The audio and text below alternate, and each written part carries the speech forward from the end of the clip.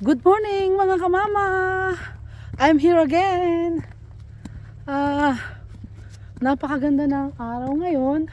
Hindi pa man lumalabas si Haring Araw pero alam ko palabas na siya. Yan, nakita nyo yan?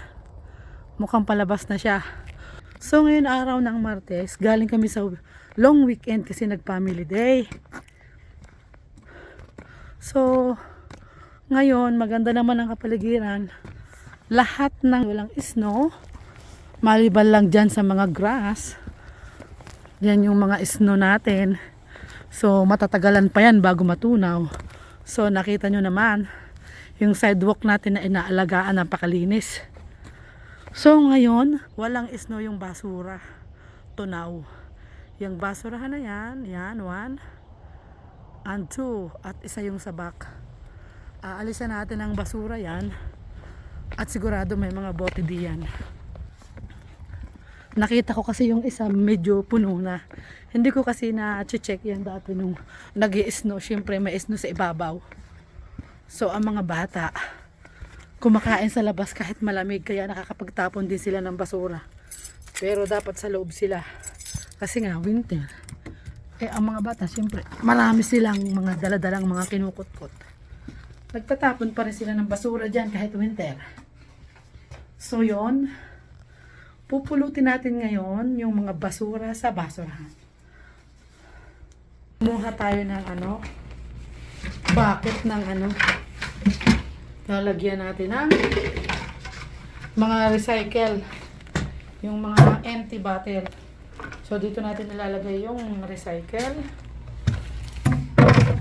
At of course, yung ating pangkuha ng basura. Yan, para hindi direct yung kamay natin. At kukuha ngayon plastic garbage sa loob. Kuha tayo ng plastic garbage.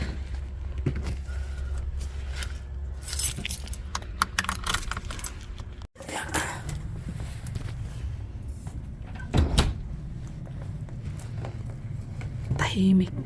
Sarado ang mga room kasi nag-aral na sila.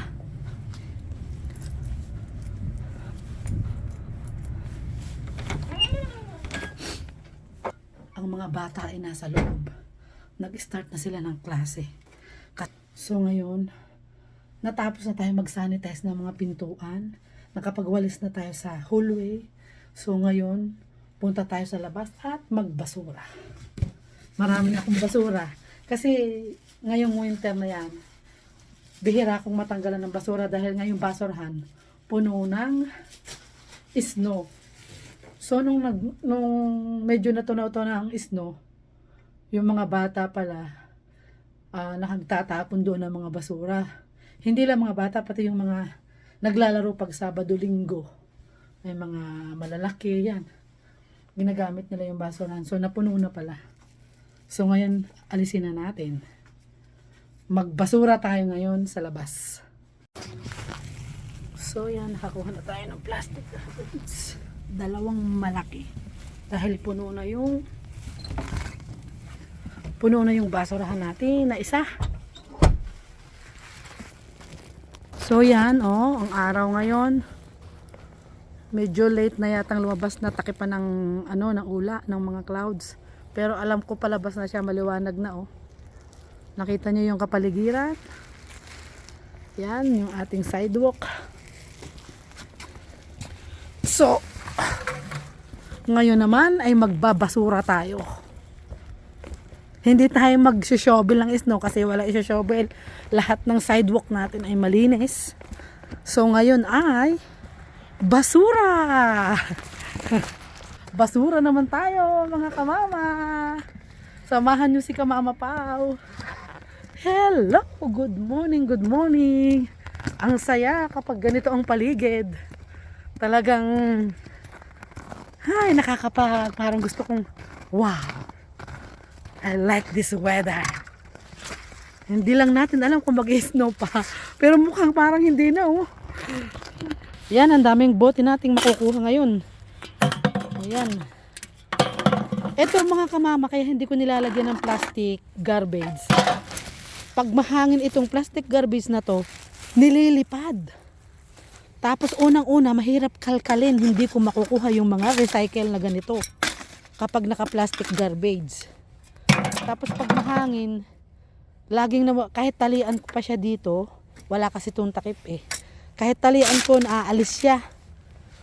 So, ginagawa ko, ganito na lang. At least, nakukuha ko yung mga recycle. Oh, di ba? Di ba? Sayang kaya. Eh kapag nilagyan ko to ng plastic garbage, yun ang nangyayari. Minsan may nagtitrip, kinukuha ang plastic garbage, itinatapon kung saan dyan, sa paligid, may mga bata, pag mga weekend, may mga naglalaro. So, kaya hindi ko na nilalagyan. Dapat kasi may takip ito, kaso wala. So, ayan, oh. See? Sayang din yan. Ba, nasa basura daw ang pera, mga kamama. So, parang may makintab pa. So, mukhang wala ng bote, wala ng recycle.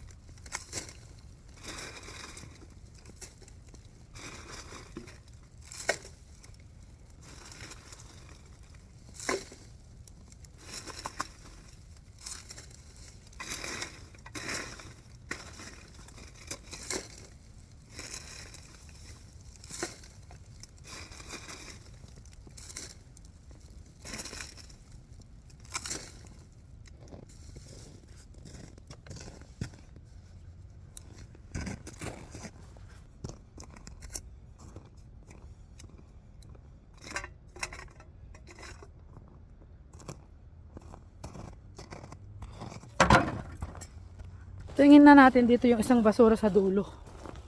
Oh, may snow pa, kunti lang ang laman. Ang basura, kunti lang siya. Kasi nga ito, hindi masyado natatapunan. Mas priority nila yung mga nasa front dyan. Ito, may isang na.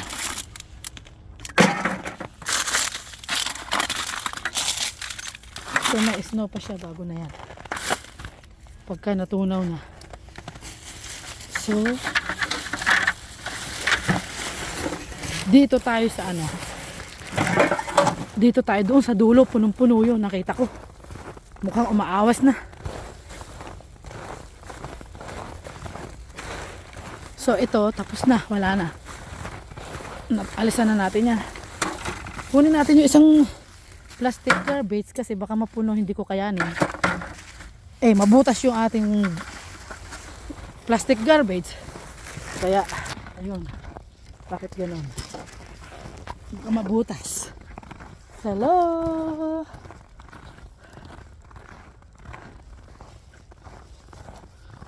Basura tayo mga kamama! So, tingnan nyo yung yan o, punong-puno. O, diba?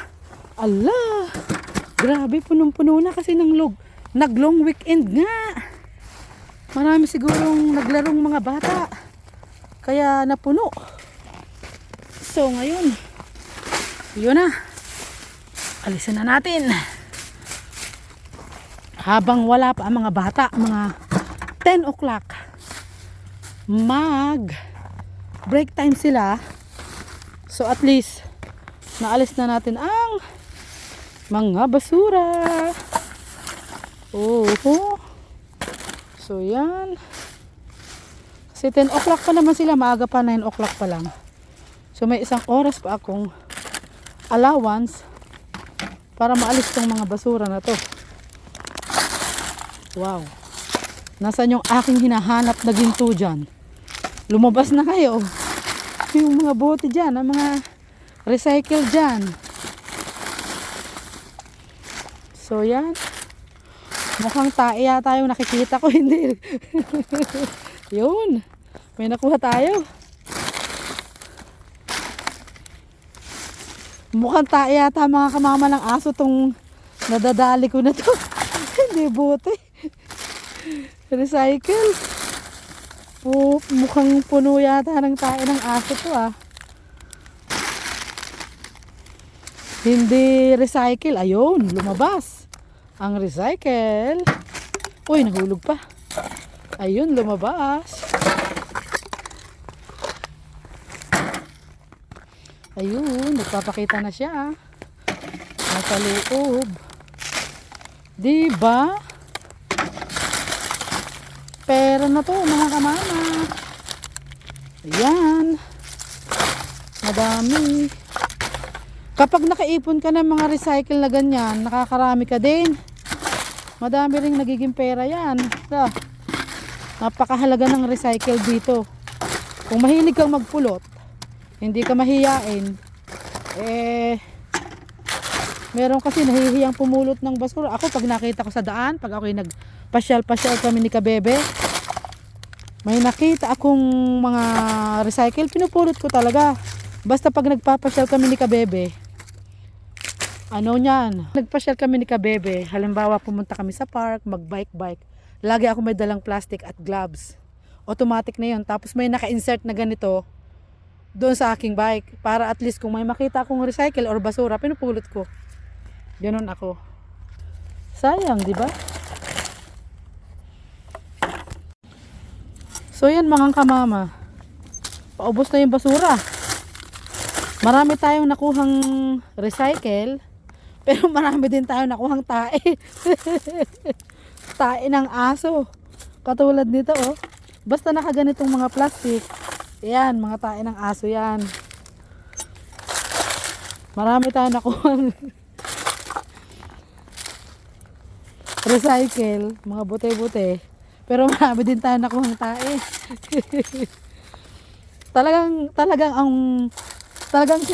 tama yung sinasabing nasa basura ang pera. Ay, ibig sabihin, nandito nga. Nandito nga yung nasa basura ang tae. Nasa basura ang tae. Ayun. Ang tama doon, nasa basura ang tae. Joke lang po mga kamama. Nagpapatawa lang po. So yun, ubos na. Bato na lang natira. Iwanan na natin yan. Punta tayo doon sa isa, sa likod. So ipakita ko sa inyo yung nakuha kong bote. Mga recycle natin. Diba punong-puno na. So yan, nakakuha tayo ng recycle. Pero marami din tayo nakuhang tae ng aso. So yan, dali natin tong isang bagong ano. Yan. Well, kukuha tayo ng kukuha tayo ng isang timba kasi napuno na yung dala kong bucket, napuno na ng recycle. So baka mayroong bote doon baka may mga recycle din doon sa isang basura wala tayong mapapaglagyan. Puno na. Ilagay muna natin tong nakuha nating recycle sa bodega ko, sa tambakan ko ng mga asin at mga bato. So, hoy, magandang araw mga kamama. Back to work after long weekend mga kamama. Wow, ang bigat ng basura. Kuha tayo na isang isang yan, iwan na natin yan, pero dali natin tong isang to kasi puno na yan. Ito naman, dali natin. Kasi baka marami pa dong nakuha tayong. Sarado natin. Okay. May kaunting tubig. Itapon natin.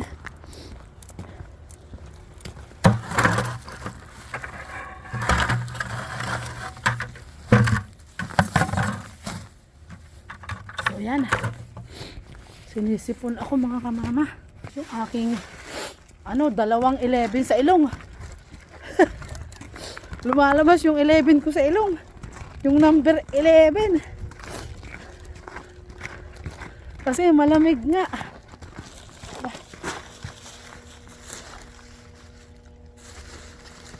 Araw!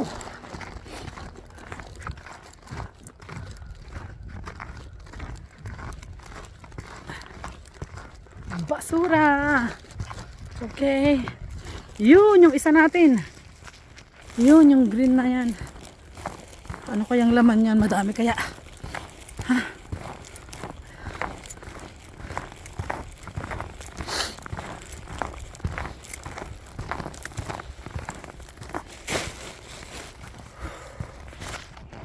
Aha, yun. Hindi masyadong madami pero may mga recycle din. So yan yung ilalim, may snow pa, matigas. Hayaan lang muna nating matunaw yan bago natin saidin. So konti lang yung nakuha nating basura. Ay, recycle, konti lang. Dito sa isang na to, basurahan. Hello, magtapon na tayo ng basura.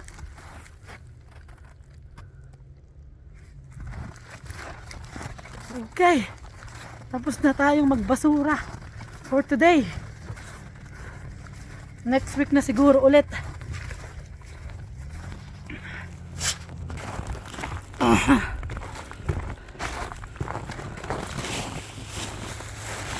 Oh!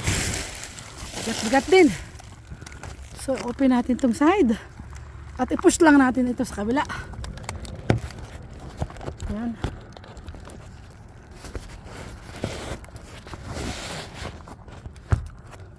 I-push lang natin. So yun. Una. So yan yung harapan ng ating school.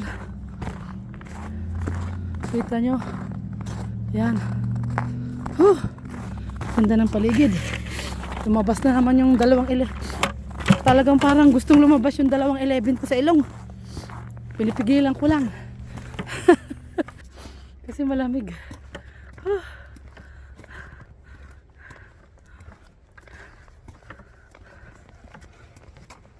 So yun, tapos na tayong magbasura. Naitapon na natin yung mga basura. Marami tayong napulot na recycle. At marami din tayong napulot na tae. Maraming tae ng aso nakabalot sa plastic. Nasa basura talaga ang pera. Kasi or nasa tae ang basura or nasa basura ang pera. Pareho lang din yun kasi nakapulot tayo ng recycle. Ipagbibili natin. O di pera. Ganun lang yun. Pagod vibes lang mga kamama. Wow, ganda ng araw. Lumalabas na. See? Malapit na. Ng oras na. Oh, 9:35. Ano na lang, 25 minutes. Palabas na mga bata, maglalaro na. Kailangan na nating makapasok. At makapagkape muna ako bago ako magsimula uling maglinis ng mga washroom. So yun lang po mga kamama. Thank you for watching. Sana nagustuhan nyo ang video natin for today na nagbasura. Bye for now mga kamama. See you in the next video.